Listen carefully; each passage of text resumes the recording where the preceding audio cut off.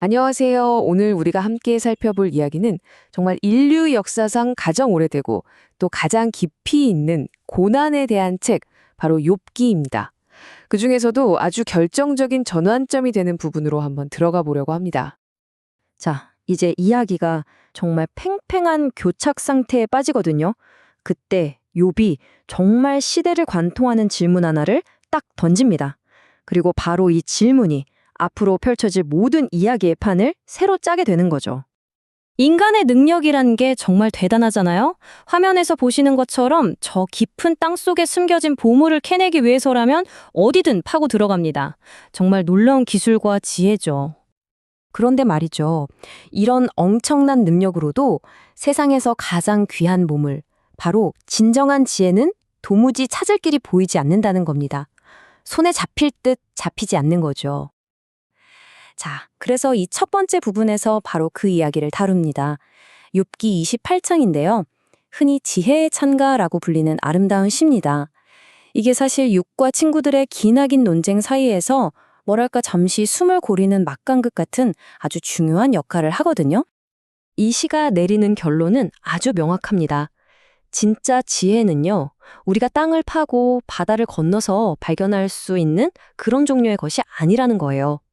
그건 오직 하나님께 속한 것이고 인간에게 지혜란 아주 단순하다는 거죠. 바로 주님을 경외하고 악에서 떠나는 것, 그게 전부라는 겁니다. 자, 이렇게 진정한 지혜는 어디에 있는가 하는 거대한 질문이 딱 던져진 상태에서 욥이 다시 무대 중앙으로 나섭니다. 자신의 모든 것을 건 마지막 변론을 시작하기 위해서죠. 욥의 독백은 과거 회상으로 시작돼요. 모든 것이 좋았던 시절, 존경받고 번영하고 무엇보다 하나님께서 등불처럼 자기 머리 위를 비춰주시던 그 좋았던 옛날을 그리워하는 거죠. 하지만 그러나 이제는 하면서 분위기가 완전히 반전됩니다. 그 찬란했던 과거와는 정반대로 지금 자신은 마치 진흙탕에 던져져서 먼지와 재처럼 되어버렸다고 하나님께 버림받았다는 그 처참한 심정을 토로합니다. 여기서 정말 중요한 포인트가 나옵니다. 이 모든 끔찍한 고통 속에서도 욥은 끝까지 내가 뭘 잘못했는가를 인정하지 않아요. 오히려 자신의 결백함과 온전함을 마지막으로 한 번 더 아주 담대하게 선언하면서 자신을 향한 모든 비난의 정면으로 맞서는 겁니다.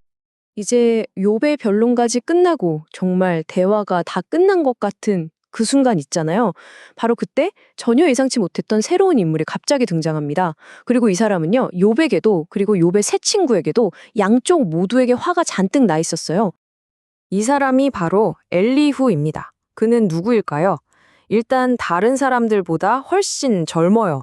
그래서 지금까지는 어른들 말씀하시는데 끼어들기 뭐해서 조용히 듣고만 있었던 거죠. 근데 더는 못 참겠는 거예요. 왜냐? 욥은 하나님 앞에서 자기가 옳다고만 하고 있고 친구들은 제대로 된 대답 하나 못 내놓고 욥을 정죄하기만 하니까요. 양쪽 다 틀렸다고 생각한 겁니다. 자, 여기서부터가 이 이야기의 거대한 전환점입니다. 엘리후는요, 친구들처럼 네가 죄 지어서 벌 받는 거야 라는 낡은 인과응보 논리를 반복하지 않아요. 그는 완전히 새로운 관점을 제시합니다. 고난의 목적에 대한 새로운 신학이죠. 엘리후가 제시하는 개념이 바로 이 신적인 징계입니다. 이게 무슨 말이냐면 고난이 단순히 과거의 죄에 대한 벌, 그러니까 벌금 같은 게 아니라는 거예요. 오히려 하나님께서 우리를 가르치고 바로잡고 더 나은 사람으로 성장시키기 위해 사용하시는 도구나 수업일 수 있다는 생각이죠.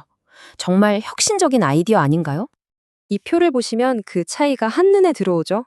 친구들은 계속 과거만 봅니다. 고난의 원인은 너의 죄다. 목적은 처벌이다. 딱 이거예요. 하지만 엘리후는 미래를 봅니다. 고난의 원인은 우리가 알 수 없는 하나님의 신비로운 계획일 수 있고 그 목적은 처벌이 아니라 우리를 교정하고 가르치고 영적으로 성장시키는 데 있다는 거죠. 관점 자체가 완전히 다른 겁니다.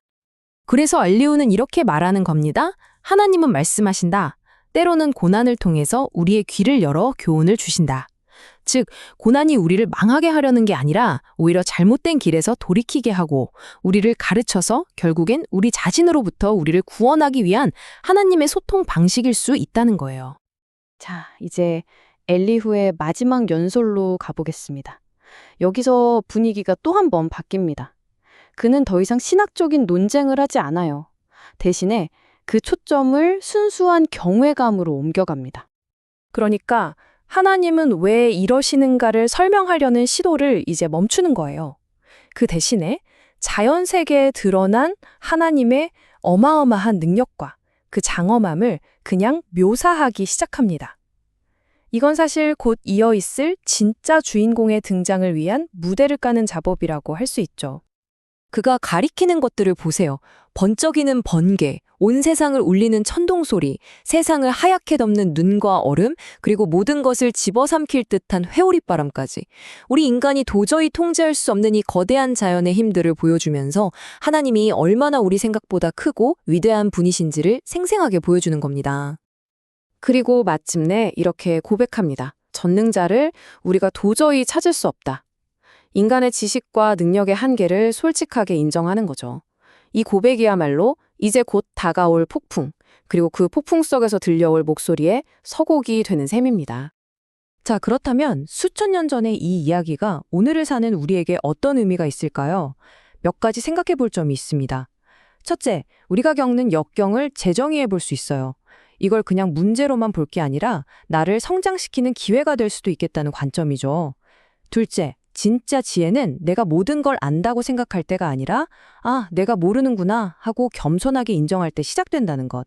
그리고 마지막으로 모든 게 혼란스럽고 이해가 안 될 때조차도 무언가를 배우고 신뢰하려는 마음을 닫지 않는 것. 이게 욥기가 우리에게 던지는 메시지 아닐까요? 엘리후의 긴 연설은 이제 끝났습니다.